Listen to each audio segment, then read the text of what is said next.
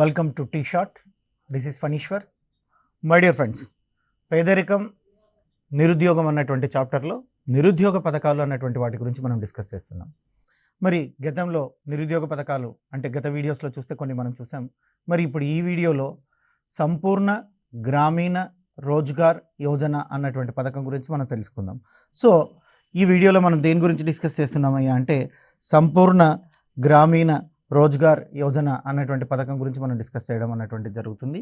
మరి సంపూర్ణ గ్రామీణ రోజ్గార్ యోజనని SGRYగా చెప్తున్నారు.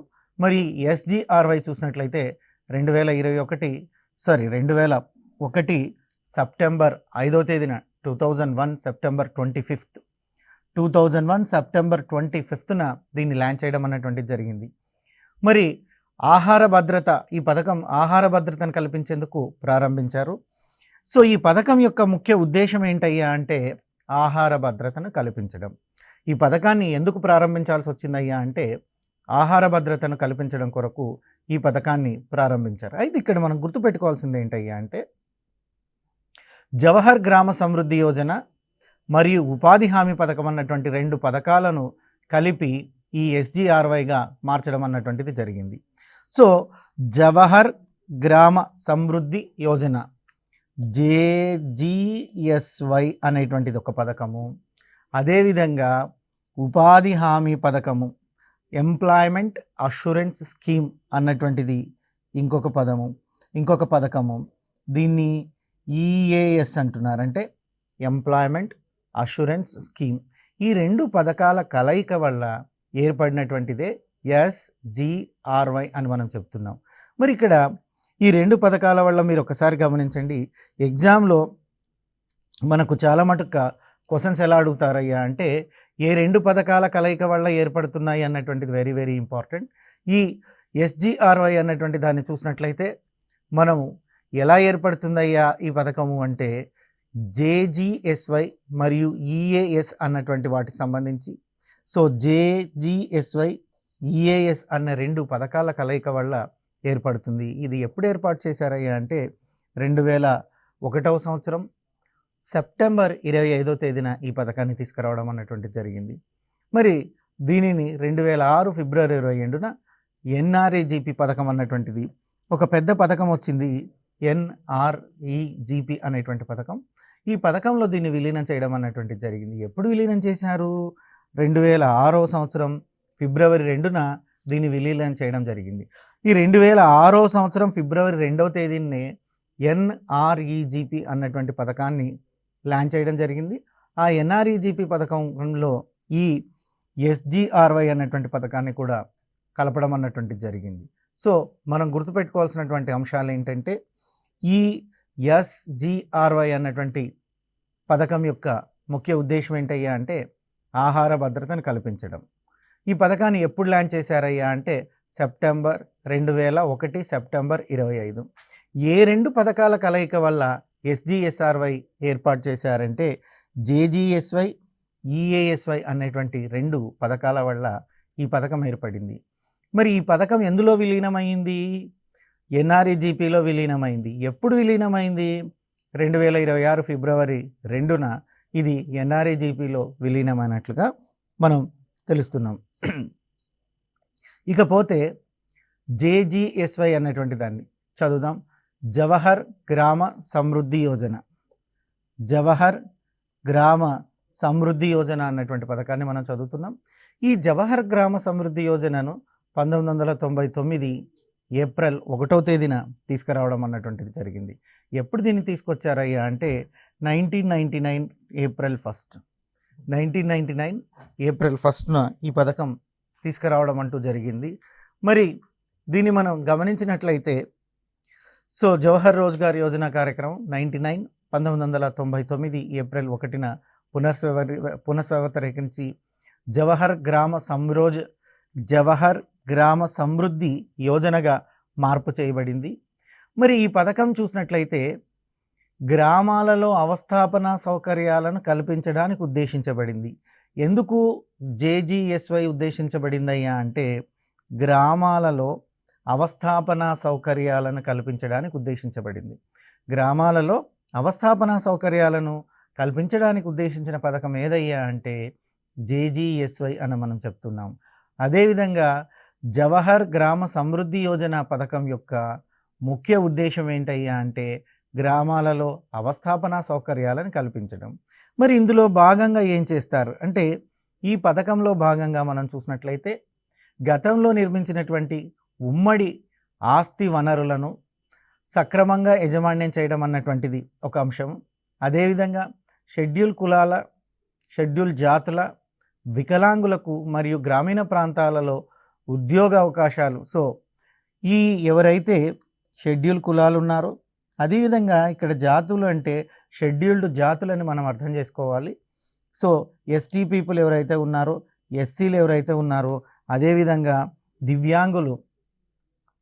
సో దివ్యాంగులు ఎవరైతే ఉన్నారో వీరికి గ్రామాలలో గ్రామీణ ప్రాంతాల్లో ఉద్యోగ అవకాశాలను కల్పించడం కొరకు ఎక్కడ కల్పిస్తున్నారు? గ్రామాలలో ఉద్యోగ అవకాశాలు కల్పిస్తున్నారు. ఎవరికి కల్పిస్తున్నారయ్యా అంటే సో గతంలో నిర్మించినటువంటి ఉమ్మడి ఆస్తి వనరుల సక్రమంగా యాజమాన్యం చేయడమే కాదండి, ఎస్జీఎస్వైలో ఎస్సీలకు, ఎస్టీలకు, దివ్యాంగులకు కూడా గ్రామీణ ప్రాంతాల్లో ఉద్యోగ అవకాశాలు కల్పించడం అన్నటువంటిది జరుగుతుంది. ఈ విధంగా ఉద్యోగ అవకాశాలు కల్పించడానికే ఉద్దేశించినటువంటి పథకమే జవహర్ గ్రామ సమృద్ధి యోజన. ఇక మనం జవహర్ గ్రామ సమృద్ధి యోజన యొక్క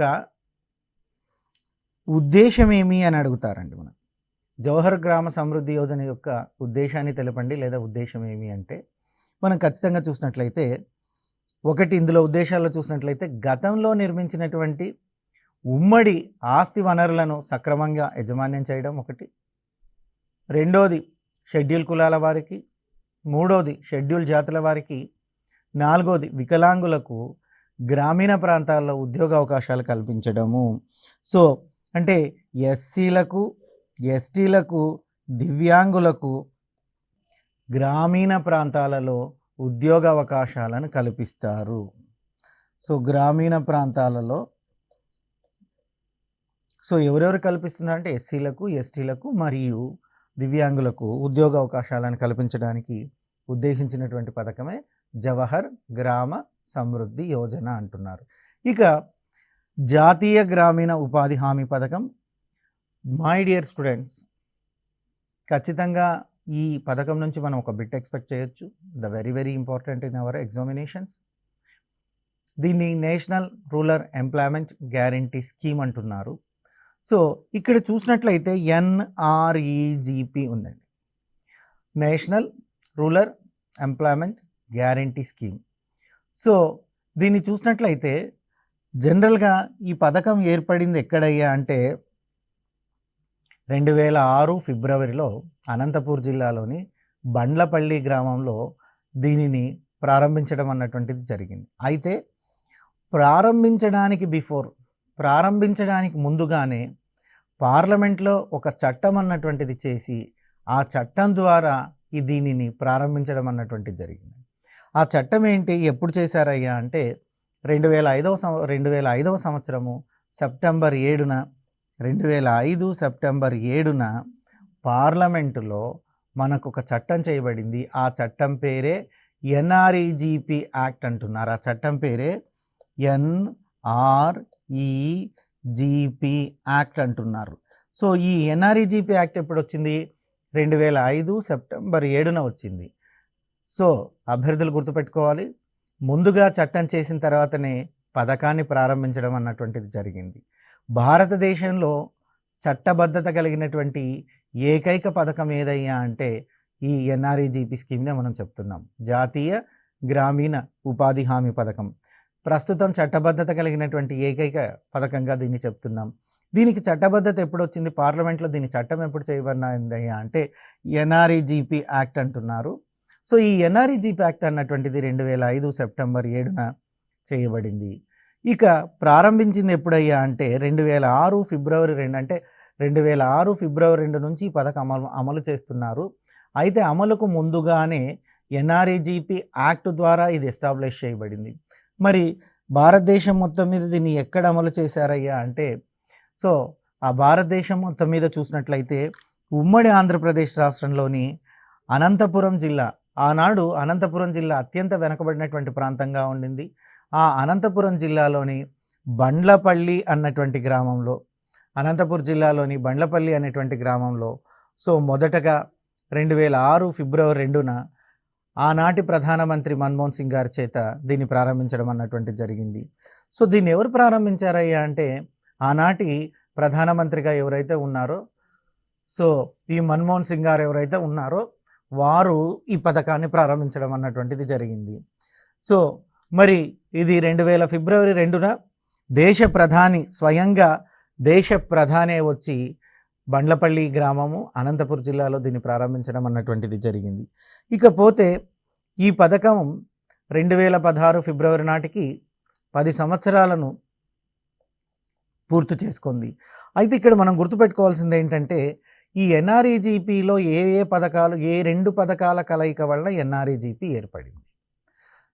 ఈ 2 పథకాల వల్ల ఏర్పడిందయ్యా అంటే, ఎన్ఆర్ఈజీపీ యాక్ట్ అన్నటువంటి దాన్ని మనం పూర్తిగా చదివినప్పుడు ఎస్జిఆర్వై అన్నటువంటి ఒక పథకం, దీన్నే మనం ఏమంటున్నామయ్యా అంటే సంపూర్ణ గ్రామీణ రోజ్గార్ యోజన మరియు జాతీయ పనికి ఆహార పథకం, national food for work programme అనేటువంటి ఒక ప్రోగ్రాం ఉంది. ఏ 2 జాతీయ ఉపాధి హామీ పథకం అన్నటువంటి పథకంలో 2 పథకాలు కలిసి ఉన్నాయి. ఏంటి ఆ 2 పథకాలంటే, ఒకటి ఎస్జిఆర్వై, దీన్నే మనం ఏమని పిలుస్తున్నాం, సంపూర్ణ గ్రామీణ రోజ్గార్ యోజన అని పిలుస్తున్నాం. ఇక రెండో పథకం ఏంటయ్యా అంటే జాతీయ పనికి ఆహార పథకం, NFWP, national food for work programme అంటారండి. National food for work programme. ఈ 2 పథకాల కలయిక వల్ల, ఏ 2 పథకాల కలయిక వల్ల, ఎస్జిఆర్వై ప్లస్ ఎన్ఎఫ్డబ్ల్యూపి అను 2 పథకాల కలయిక వలన ఏర్పడినటువంటిదే ఎన్ఆర్ఈజీపీ. మహాత్మా గాంధీ ఉపాధి హామీ పథకంగా దీన్ని పిలుస్తున్నాం. ఉపాధి హామీ పథకంగా ఇది ప్రాచుర్యం పొందింది. విలేజెస్లో అయితే, జిల్లాల్లో అయితే దీన్ని మొరటుగా కరువు పని అని కూడా పిలవడం జరుగుతుందండి సాధారణ భాషలో. మరి ఇక్కడ ఈ ఎన్ఆర్ఈజీపీ అన్నటువంటి దాన్ని చూస్తే ఎస్జిఆర్వై మరియు ఎన్ఎఫ్డబ్ల్యూపి అన్నటువంటి 2 పథకాలు కలిసి ఏర్పడింది. మరి దీన్ని ఏర్పాటు చేసిన రోజు అనగా 2006 ఫిబ్రవరిలో చూసినట్లయితే ఇది 200 జిల్లాలలో ఈ పథకాన్ని మనం తీసుకొచ్చారు. అంటే ప్రారంభ రోజులో భారతదేశం అంతా విస్తరింప చేయలేదు. భారతదేశంలో ఎంపిక చేయబడినటువంటి 200 జిల్లాల్లో మాత్రమే ఈ పథకాన్ని ప్రారంభించడం జరిగింది. భారతదేశంలో ఎంపిక చేయబడినటువంటి 200 జిల్లాల్లో మాత్రమే ఈ పథకాన్ని ప్రారంభించడం అన్నటువంటిది జరిగింది. ప్రస్తుతం చూసినట్లయితే దేశంలో అన్ని జిల్లాల్లో దీన్ని విస్తరించడం అన్నటువంటిది జరిగింది. మరి ఈ ఎన్ఆర్ఈజీపీ పథకాన్ని ఎవరు అమలు చేస్తున్నారు, అమలు చేసేటువంటి అధికారం ఎవరికి ఉందయ్యా అంటే, దీనిని అమలు చేసేటువంటి అధికారము గ్రామీణాభివృద్ధి శాఖ వారికి ఉంది. గ్రామీణాభివృద్ధి శాఖ వారు ఈ పథకాన్ని అమలు చేయడం అన్నటువంటిది జరుగుతుంది. ఎన్ఆర్ఈజీపీ పథకాన్ని అమలు ఎవరు చేస్తున్నారు, అమలు చేసేటువంటి అథారిటీ ఎవరికి ఉన్నాయా అంటే, గ్రామీణ ఉపాధి హామీని అమలు చేసేటువంటి పథకం అథారిటీ గ్రామీణాభివృద్ధి శాఖకు మాత్రమే ఉంది. రూరల్ డెవలప్మెంట్ డిపార్ట్మెంట్ అని ఒక డిపార్ట్మెంట్ ఉంటుంది. ఈ రూరల్ డెవలప్మెంట్ డిపార్ట్మెంట్ అన్నటువంటిది ఎన్ఆర్ఈజీపీని అమలు చేయడం అన్నటువంటిది జరుగుతుంది. ఇకపోతే ఈ పథకం రైట్ టు వర్క్ అన్నటువంటి దాన్ని లక్ష్యంగా సాధిస్తుంది. అంటే పని చేయడం అన్నటువంటిది హక్కు పని చేయడాన్ని హక్కుగా ఈ పథకంలో మనం లక్ష్యంగా భావిస్తున్నాం. ఈ పథకంలో నైపుణ్యం లేనటువంటి శ్రామికులకు, ఇక్కడ నేను చాలా సందర్భాల్లో మనం డిస్కస్ చేసాం.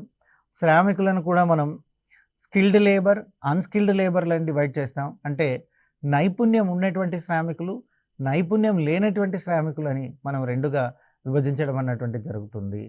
ఈ ఎన్ఆర్ఈజీపీ పథకం అన్నటువంటిది నైపుణ్యం లేనటువంటి శ్రామికులకు వేతన ఉపాధిని కల్పించడానికి ఏర్పాటు చేయబడినటువంటిది. ఈ విధంగా వేతన ఉపాధిని కల్పించడం ద్వారా సామాజిక ఆస్తులను అభివృద్ధి చేస్తారు. ఎన్ఆర్ఈజీపీ యొక్క ముఖ్య ఉద్దేశం ఏంటయ్యా అంటే, నైపుణ్యం లేనటువంటి శ్రామికులకు వేతన ఉపాధిని కల్పించడం, ఇక రాష్ట్రాలు గుర్తించబడినటువంటి శ్రామికులకు ఆర్థిక సంవత్సరంలో కనీసం 100 రోజుల పని కల్పించేటువంటిది ఇందులో ప్రధాన ఉద్దేశం. ఇది ఎన్ని రోజుల పని కల్పిస్తుందయ్యా అంటే 100 రోజుల పనిని కల్పించడం అన్నటువంటిది ఈ ప్రోగ్రాం యొక్క ప్రధాన ఉద్దేశం. రాష్ట్రాలు గుర్తించబడినటువంటి శ్రామికులకు ఒక ఆర్థిక సంవత్సరంలో కనీసం 100 రోజుల వేతనంతో వేతనం కల్పించేటువంటి ఉద్దేశం. 100 రోజులే ఎందుకన్నారంటే ఇది ఎక్కువగా అన్స్కిల్డ్ లేబర్స్ అనేటువంటి వారు వ్యవసాయ రంగంలో ఉంటారు కాబట్టి ఈ వ్యవసాయ రంగంలో ఉండేటువంటి అన్స్కిల్డ్ లేబర్కి సంవత్సరానికి సాధారణంగా 3 నెలలు ఎలాంటి వ్యవసాయ పనులు ఉండవు. అందుకోసమే ఆ 3 నెలలు వ్యవసాయ పనులు లేనటువంటి కాలంలో కనీసం ఆ 3 నెలలు వారికి కావాల్సినటువంటి కనీస అవసరాలను తీర్చుకునే విధంగా ఆర్థిక భద్రతను ఇవ్వాలన్నటువంటి ఉద్దేశంతో ఈ పథకం 100 రోజులుగా నిర్ణయించడం అన్నటువంటిది జరిగింది. 100 రోజులుగా నిర్ణయించడం జరిగింది. ఇక ఎన్ఆర్ఈజీపీ అన్నటువంటి దాన్ని చూసినట్లయితే మనం చెప్పుకున్నాం చట్టబద్ధత కలిగినటువంటి ఏకైక పథకం. ఈ ఉపాధి కోసం అప్లై చేసినటువంటి తర్వాత దీన్ని జాబ్ కార్డ్ అంటారు. ఎవరైతే ఎన్ఆర్ఈజీపీకి సంబంధించినటువంటి జాబ్ కార్డ్ అప్లై చేసుకున్నారో ఆ జాబ్ కార్డ్ అప్లై చేసుకున్నటువంటి వారికి 15 రోజులలోపు కనీసం 15 రోజులలోపు ఖచ్చితంగా పనిని కల్పించాలి. సో 15 రోజుల్లోపు అంటే ఈరోజు ఎంటర్ అయింది, ఈరోజు 2వ తేదీ అనుకుందాం. సో ఈరోజు ఎంటర్ అయ్యింది, ఈ రోజు నుంచి 15 రోజులు అంటే 17వ తేదీలోపు వారికి ఖచ్చితంగా పనిని కల్పించాలి. ఒకవేళ పనిని కల్పించకపోతే ప్రభుత్వం వారే నిరుద్యోగ భృతిని చెల్లించాల్సి ఉంటుంది. సో పనిని కల్పించనిచో నిరుద్యోగ భృతి చెల్లించాల్సి ఉంటుంది. ఇక తర్వాత చూసినట్లయితే మరి 15 రోజులు అయిపోయింది, పని కల్పించలేదు. 15 రోజుల నుంచి 30 రోజుల వరకు వేతనంలో 1/4 వంతు అనగా 25%. అంటే వారికి ఒక్క రోజుకు వచ్చేటువంటి వేతనములో 1/4 వంతు అనగా 25% కాంపెన్సేషన్ నష్టపరిహారంగా చెల్లించాల్సినటువంటి అవసరం ఉంది. ఒకవేళ 30 రోజులు దాటితే ఒక 50%తో నిరుద్యోగ భృతి చెల్లించాల్సి ఉంటుంది. అంటే రిజిస్టర్డ్ అయినటువంటి 15 రోజుల వరకు ఏమీ ఉండదు. రిజిస్టర్ అయినటువంటి 15 రోజుల్లోపు ఏదో ఒక చోట వారికి పని కల్పించాలి. ఈ 15 రోజులు దాటిపోతే ఇక్కడి నుంచి 30 రోజుల వరకు 25% అనగా 1/4 వంతు సో వీరికి కాంపెన్సేషన్ అంటే నష్టపరిహారం కింద నిరుద్యోగ భృతిని చెల్లించాల్సి ఉంటుంది. 30 రోజులు కూడా దాటిపోతే 50% అంటే 1/2 వంతు 50% నిరుద్యోగ భృతిని చెల్లించాల్సినటువంటి అవసరం ఉంటుంది. ఇక ఎన్ఆర్ఈజీపీకి నిధుల గురించి మనం మాట్లాడాల్సి వస్తే నిధుల గురించి చర్చించాల్సినప్పుడు 90:10% నిధులు అందించడం అన్నటువంటిది జరుగుతుంది. అంటే కేంద్ర ప్రభుత్వం ఏమో తన వాటాగా 90% నిధులను కేంద్రం ఇస్తుంది. రాష్ట్ర ప్రభుత్వాలు తమ వాటాగా 10% నిధులనే ఇవ్వడం అంటూ జరుగుతుంది. అయితే ఈ పథకం అమలు బాధ్యత మాత్రం రాష్ట్ర ప్రభుత్వాలకే వదిలిపెట్టారు.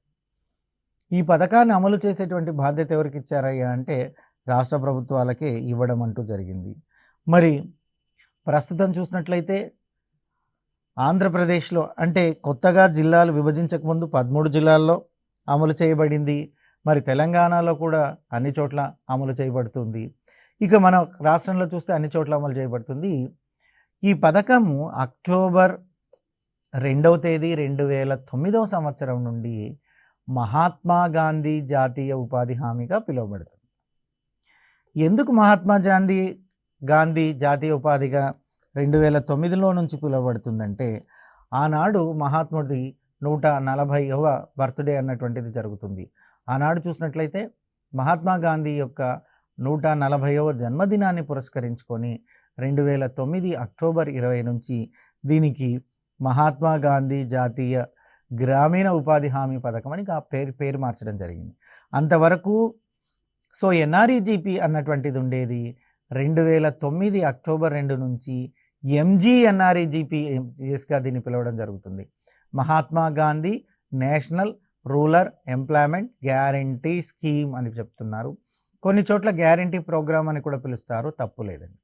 సో 2009 నాటికి మహాత్మా గాంధీకి 140 సంవత్సరాలు నిండినటువంటి సందర్భాన్ని పురస్కరించుకొని మహాత్మా గాంధీ పేరుని ఈ పథకానికి పెట్టడం అన్నటువంటిది జరిగింది. అప్పటి నుంచి ఎన్ఆర్ఈజీపీ కాస్త ఎంజీఎన్ఆర్ఈజీపీగా మారింది. ఎంజీఎన్ఆర్ఈజీపీ అంటే Mahatma Gandhi national rural employment guarantee scheme అని అర్థం అండి.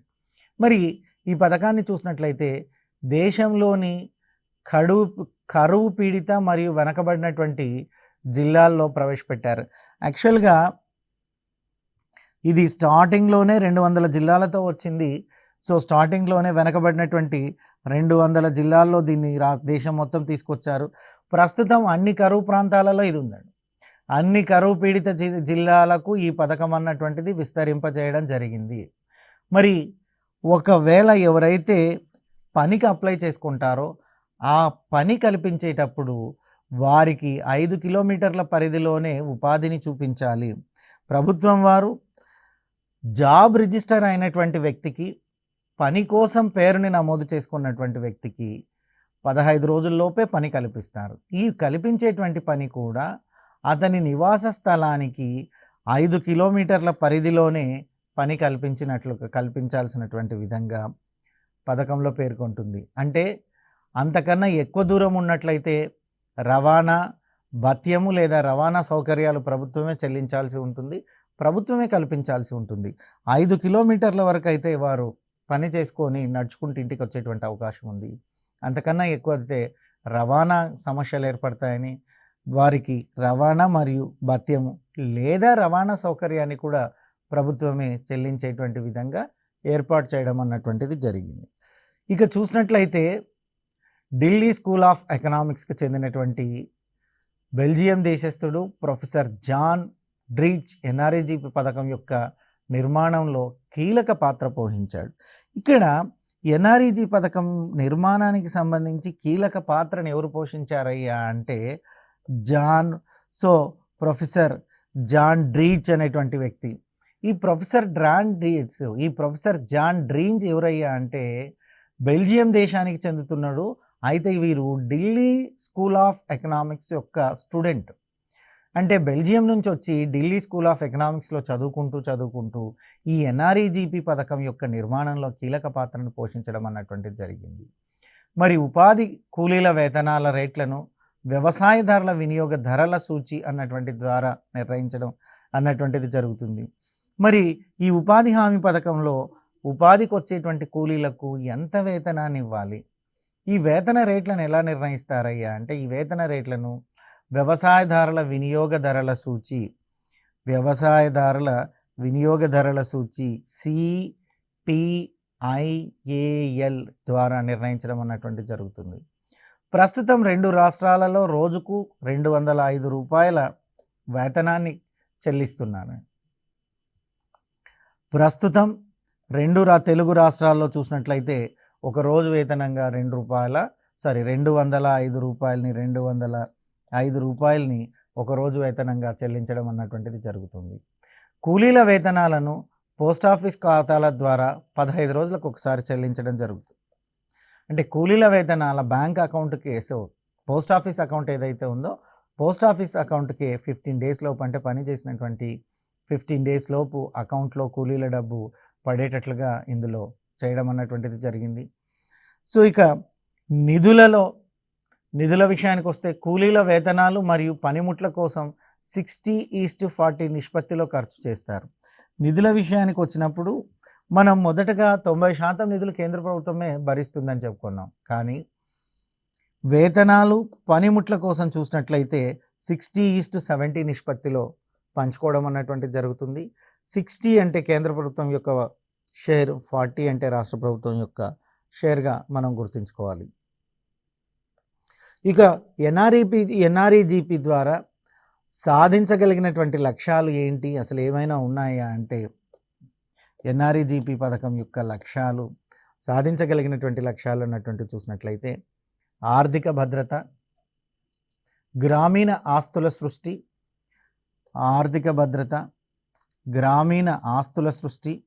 పర్యావరణ పరిరక్షణ, గ్రామీణ స్త్రీ సాధికారికత, వలసలను నియంత్రించుట, సామాజిక సమానత్వాన్ని సాధించుట, ఇవన్నీ కూడా ఎన్ఆర్ఈజీపీ లక్ష్యాలండి. ఈ లక్ష్యాలు చాలాసార్లు అడిగారండి. ఎన్ఆర్ఈజీపీ క్రింది వాటిలో ఎన్ఆర్ఈజీపీ యొక్క లక్ష్యం కాని దాన్ని గుర్తించండి అంటారు, లేదా క్రింది వారిలో ఎన్ఆర్ఈజీపీ యొక్క లక్ష్యం ఏంటి అంటారు. ఆర్థిక భద్రత, గ్రామీణ ఆస్తుల సృష్టి, పర్యావరణ పరిరక్షణ, గ్రామీణ స్త్రీల సాధికారికత, వలసల నియంత్రణ, సామాజిక సమానత్వాన్ని సాధించడం అన్నటువంటిది ఈ పథకం యొక్క లక్ష్యంగా చెప్పుకుంటున్నారు. మరి స్త్రీ పురుషులకు సమాన వేతనమే ఇందులో చెల్లించడం అన్నటువంటిది జరుగుతుంది. స్త్రీ పురుషులకు సమాన వేతనం చెల్లిస్తారు. లబ్ధిదారుల విషయంలో 33% ఉమెన్స్ ఉంటారు. లబ్ధిదారుల విషయంలో చూసినట్లయితే 33% స్త్రీలను తీసుకోవాలి, వారికి రిజర్వేషన్ అనవచ్చు మనం. ఈ పథకంలో ఎలాంటి మధ్యవర్తులకు తావు లేదు. పనిచేసేటువంటి ప్రాంతాల్లో కూలీలకు అవసరమయ్యేటువంటి సౌకర్యాలను కల్పించడం జరుగుతుంది. అందులో చూసినట్లయితే కూలీల కొరకు త్రాగునీరుని కల్పించాలి, వారి పిల్లలకు సంరక్షణ ఇవ్వాలి, సో నీడ పట్టుననే పని ఉండేటట్లుగా చూడాలన్నటువంటిది ఉంది. ఇక ఏవైనా ఫిర్యాదులను పరిష్కరించడానికి వస్తే ఒక ప్రత్యేకమైనటువంటి టోల్ ఫ్రీ నంబర్ కలదు. దాన్ని మనం ఈ విధంగా చెప్తున్నాం, 1-800-200-4455 అన్నటువంటి టోల్ ఫ్రీ నంబర్ని ఏర్పాటు చేయడం అన్నటువంటిది జరిగింది. ఇక చూసినట్లయితే ఈ ఎపిసోడ్కి సంబంధించినటువంటి దాంట్లో మనం ఇక్కడ నుంచి చూస్తున్నాం సంపూర్ణ గ్రామీణ రోజ్గార్ యోజన అని చూస్తున్నాం. ఈ సంపూర్ణ గ్రామీణ రోజ్గార్ యోజన అన్నటువంటిది 2001 సెప్టెంబర్ 25న ప్రారంభమైంది. ఆ తర్వాత మనం జవహర్ గ్రామ సమృద్ధి యోజన అన్నటువంటి దాన్ని చూసాం. ఇది 1999 ఏప్రిల్ 1లో దీన్ని ఏర్పాటు చేయడం అన్నటువంటిది జరిగింది. మరి షెడ్యూల్ కులాల వారికి, షెడ్యూల్ జాతుల వారికి, దివ్యాంగులకు గ్రామీణ ప్రాంతాల్లో ఉద్యోగ అవకాశాలను కల్పిస్తారు. ఇక జాతీయ ఉపాధి హామీ పథకం చూస్తున్నాం. దీన్ని 2006 ఫిబ్రవరి 2న ఏర్పాటు చేశారు. ఎక్కడ ఏర్పాటు చేశారయ్యా అంటే బండ్లపల్లి అనేటువంటి గ్రామం, అనంతపూర్ జిల్లా, ఆంధ్రప్రదేశ్లో ఏర్పాటు చేయడం అన్నటువంటిది జరిగింది. మరి ఇందులో ఏ రెండు పథకాలు కలిసి ఉన్నాయంటే SGRY మరియు NFWP అన్నటువంటిది ఇందులో కలిసి ఉండడం అన్నటువంటిది జరిగింది. మరి మొదటగా 200 జిల్లాలలో ఈ పథకాన్ని ఏర్పాటు చేయడం అన్నటువంటిది జరిగింది. మరి ఈ పథకం చూసినట్లయితే నైపుణ్యం లేనటువంటి శ్రామికులకు వేతన ఉపాధిని కల్పించడం ద్వారా ఏర్పాటు చేస్తున్నారు. సంవత్సరంలో కనీసం 100 రోజుల పనిని కల్పించాలన్నటువంటి ఉద్దేశంతో కల్పిస్తున్నారు. మరి దేశంలో చట్టబద్ధత కలిగినటువంటి ఏకైక పథకంగా దీన్ని చెప్తున్నారు. నిధుల విషయానికి వస్తే 90:10% నిధులు పంచుకోవడం అన్నటువంటిది జరుగుతుంది. ఇక 2009 అక్టోబర్ నుంచి MGNREగా దీన్ని మహాత్మా గాంధీ జాతీయ ఉపాధి హామీగా మార్చడం అన్నటువంటిది జరిగింది. ఇక ఎవరు దీన్ని నిర్మాణంలో కీలక పాత్ర వహించారయ్యా అంటే ప్రొఫెసర్ జాన్ డ్రీడ్జ్ అనేటువంటి వారు కీలక పాత్ర వహించారు. ఎంత డబ్బు ఇస్తున్నారయ్యా అంటే ఇరు రాష్ట్రాల్లో, 2 తెలుగు రాష్ట్రాల్లో చూసినట్లయితే 205 రూపాయలను ఇవ్వడం అన్నటువంటిది జరుగుతుంది. మరి కూలీలకు 15 రోజుల్లోపు పోస్ట్ ఆఫీస్ ఖాతాల ద్వారా చెల్లించడం అన్నటువంటిది జరుగుతుంది. మరి NREGP ద్వారా సాధించగలిగినటువంటి లక్ష్యాలు ఏంటయ్యా అంటే ఆర్థిక భద్రత, గ్రామీణ ఆస్తుల సృష్టి, పర్యావరణ పరిరక్షణ, గ్రామీణ స్త్రీల సాధికారికత, వలసలను నియంత్రించడం, సామాజిక సమానత్వం అన్నటువంటివి చూస్తున్నాం. అదేవిధంగా ఇందులో మహిళలకు 33% పని కల్పించాలన్నటువంటి రిజర్వేషన్ ఉంది. మరి పని చేసేటువంటి ప్రాంతంలో కూలీలకు అవసరమయ్యే అన్ని సౌకర్యాలను కల్పిస్తారు. ఉదాహరణకు త్రాగునీరు, వారి పిల్లల సంరక్షణ మొదలగునవి. అనదర్ ఇంపార్టెంట్ పాయింట్ ఏంటంటే ఒక టోల్ ఫ్రీ నంబర్ కలదు, అది 1800-2000-4455. ఇది సో దీనికి సంబంధించినటువంటి దానికి సంబంధించింది మహాత్మా గాంధీ జాతీయ ఉపాధి హామీ పథకానికి సంబంధించింది. ఇక రాబోయే ఎపిసోడ్లో స్వయం ఉపాధి పథకాల గురించి మనం చదువుకుందాం. థ్యాంక్ యూ, మీ ఫణీశ్వర్ సార్.